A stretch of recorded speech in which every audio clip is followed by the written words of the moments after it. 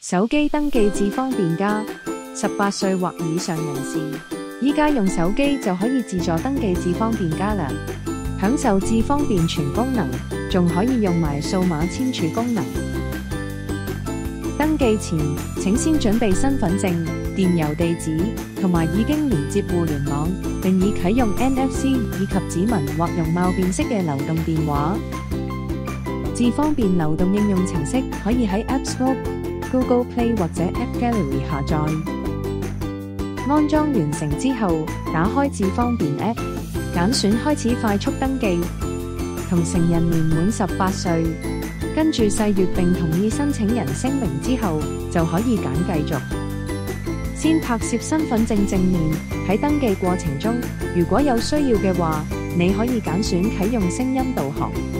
跟住根據指示，將身份證正面緊貼手機 NFC 天線嘅位置，直至讀取完成。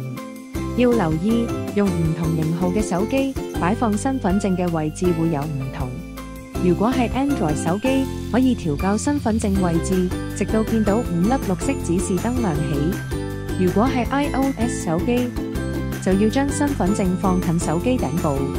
記得維持嗰個位置直至讀卡完成啊！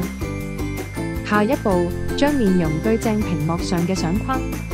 配合指示完成動作，例如眨眨眼、張開嘴巴、頭向左或右轉，同埋接受陽光活體檢測。完成後，請提供平時解鎖嘅生物認證，例如係容貌辨識或者指紋辨識。最後設定智方便6位數字密碼，同提供電郵地址，咁就成功登記智方便+啦。